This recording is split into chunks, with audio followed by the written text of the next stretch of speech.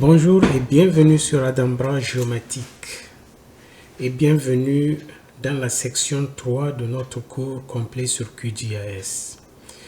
En section 2, j'avais promis de consacrer donc la section 3 à la projection cartographique, mais je viens de faire un petit réarrangement. Cette section 3 sera plutôt consacrée et donc à deux aspects de la cartographie, à savoir l'échelle cartographique et le système de coordonnées cartographiques. Voilà, donc cette section sera subdivisée en deux. Donc la première partie va être consacrée à l'échelle cartographique et la deuxième partie sera consacrée donc au système de coordonnées géographiques. Donc, lorsque nous ferons la section 4, nous allons parler de projection cartographique et ça sera la semaine prochaine. Et merci donc de suivre ce cours. Nous allons commencer donc par ce qu'on appelle l'échelle cartographique. Alors, l'échelle cartographique désigne le rapport entre la distance mesurée entre deux points sur la carte et la distance réelle entre ces deux points sur le terrain. Par convention, ce rapport est exprimé comme une fraction dans laquelle le numérateur qui désigne la distance sur la carte est ramené à 1. Ainsi, on parle par exemple d'échelle de 1/25 millième pour dire que 1 cm ou une unité de mesure sur la carte représente 25 000 cm ou 25 000 unités de mesure sur la carte, ou donc 250 mètres pour parler du système métrique. Donc en réalité, 1 cm sur la carte va représenter 250 mètres en réalité sur le terrain, pour ne parler que du système métrique. Mais de façon générale, on dira donc qu'une unité de mesure sur la carte est à multiplier par le dénominateur pour trouver la distance réelle exprimée dans cette même unité sur le terrain. On peut donc ainsi aisément comprendre qu'une carte à l'échelle de 1 millième montre plus de détails qu'une carte à l'échelle 1/10 millième. Ne pas confondre une chose, c'est qu'une échelle de 1 millième est plus grande qu'une échelle de 1/10 millième. C'est-à-dire que plus le dénominateur sera large, plus petite sera l'échelle. Et à l'inverse, plus le dénominateur décroît, plus grande sera l'échelle. Alors, l'échelle cartographique peut aussi être exprimée en échelle graphique. Comme ici, par exemple, si nous regardons cette carte, nous pouvons voir une échelle graphique à l'angle inférieur droit ici de l'écran. Donc 2 km représentant cette distance sur une carte Google Maps. Et cette représentation graphique est en fait plus utile quand on consulte une carte en ligne comme celle-ci. Si vous regardez par exemple cette carte de Google Maps, nous voyons que l'échelle graphique va changer à mesure qu'on zoome, qu'on dézoome. Quand vous regardez donc ce coin inférieur droit, vous avez l'échelle graphique qui change à mesure qu'on zoome ou qu'on dézoome sur la carte. Donc c'est vraiment plus utile pour ce type de carte. Maintenant que nous avons vu comment l'échelle cartographique fonctionne sur une carte, passons donc à un autre aspect important en cartographie. Je parle ici du système de coordonnées. Pourquoi avons-nous besoin d'un système de coordonnées? Alors, tout point fixe ou mobile à la surface de la Terre peut être représenté du point de vue de son positionnement en termes de coordonnées. Si nous parlons de représentation cartographique ou de système d'information géographique, on a un système de coordonnées géographiques et ce qu'on appelle aussi un système de coordonnées dit projeté que nous allons voir effectivement dans la section 4 des projections. Alors, pour mieux comprendre ce qu'est un système de coordonnées, voyons sur ce graphique le système de coordonnées dit cartésien. Nous voyons que ce système est formé de deux axes principaux ici, qui sont orthogonaux. Puis à partir de ces deux axes, une grille est construite avec des lignes verticales parallèles à l'axe principal vertical et des lignes horizontales qui sont parallèles à l'axe principal horizontal. L'intersection entre les deux axes principaux va se faire à un point dit d'origine du système de coordonnées cartésiennes. Ainsi, le point d'origine a pour valeur 0, 0, c'est-à-dire que sur l'axe des x, sa valeur est 0 et sur l'axe des y, sa valeur est 0. Alors, tous les points en dehors de l'origine ont des valeurs x, y qui ne sont pas nulles. Le système forme 4 cadrans. Pour le cadran en haut à droite, les deux valeurs x et y sont toutes positives. Pour le cadran en bas à droite, les valeurs de x sont positives mais celles de y sont négatives. Et pour le cadran en haut à gauche, les valeurs de x sont négatives pendant que les valeurs de y sont, elles, positives. Pour le cadran en bas à gauche, les valeurs de x sont négatives, de même que les valeurs de y. Et comme nous le verrons plus loin, le système de coordonnées cartésiennes est utile pour représenter des coordonnées projetées. Les coordonnées géographiques utilisent un autre système qui permet une représentation curviligne qui colle mieux avec la forme sphéroïdique de la Terre.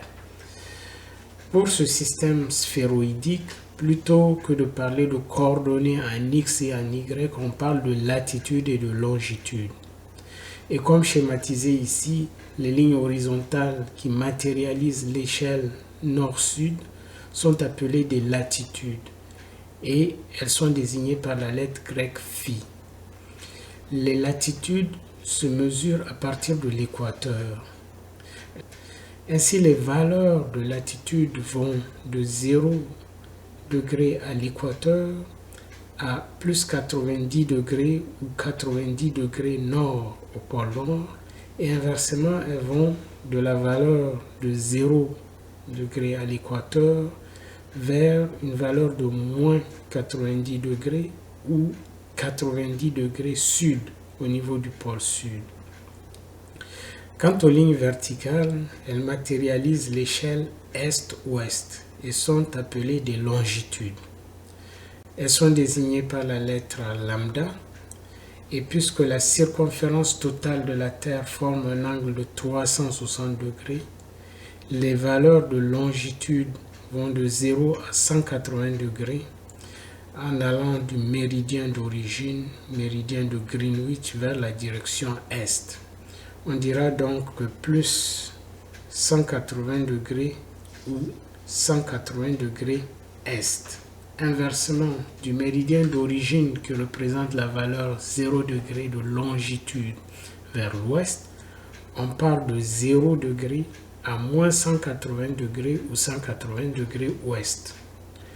On voit donc que ces deux directions se rejoignent à la longitude de 180 degrés est, qui est aussi la même longitude que 180 degrés ouest. Cette longitude précise représente la ligne internationale de changement de date. Quand vous consultez une carte, vous verrez qu'à cette longitude, la ligne verticale est dessinée de façon irrégulière pour éviter qu'il y ait deux dates différentes pour un même territoire ou pour un groupe d'archipels d'un même pays. Notons que les lignes de longitude sont aussi appelées des méridiens et les lignes de latitude sont aussi connues sous l'appellation de parallèles. Rappelons que par convention, l'équateur représente la latitude d'origine, donc elle est à 0 degré de latitude, et que la longitude ou méridien d'origine, qui est défini comme méridien 0 degré, passe près de la ville de Greenwich en Angleterre. Autre caractéristique maintenant de latitude et longitude, c'est que concernant la longitude ou méridien, le maximum de largeur entre deux méridiens consécutifs au niveau de l'équateur, c'est-à-dire 1 degré, va représenter une distance de 111 km. Plus on remonte vers le nord ou plus on descend vers le sud, cette distance diminue et devient 0 km au niveau des pôles. Maintenant, comment comprendre le système de coordonnées géographiques? Ce système exprime les coordonnées de deux façons, soit en degrés décimaux, soit en degrés minutes secondes. On peut facilement convertir de l'un vers l'autre en partant du principe qu'un degré vaut 60 minutes et qu'une minute vaut 60 secondes.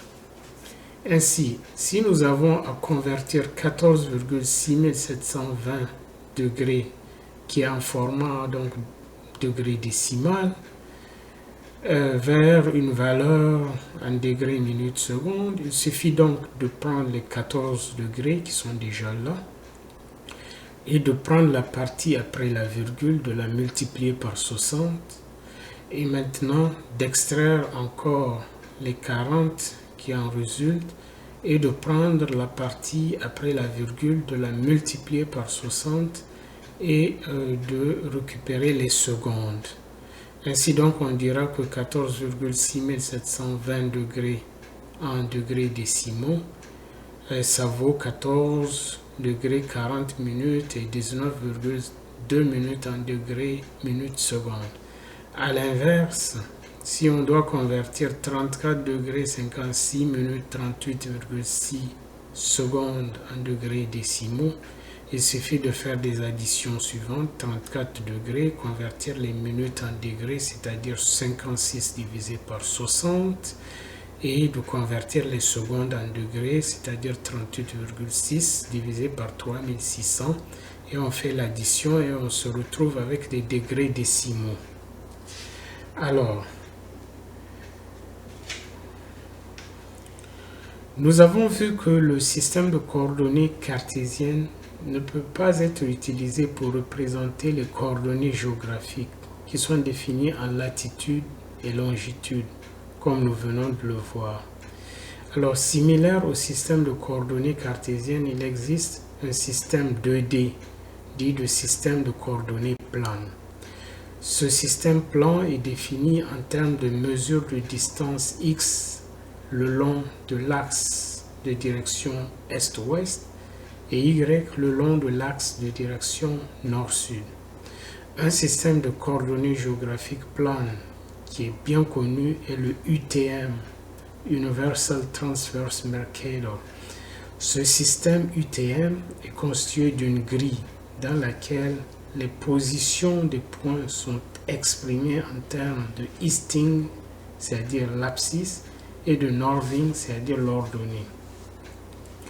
Alors, c'est donc sur cette base que nous allons entamer la section 4 pour parler des projections cartographiques.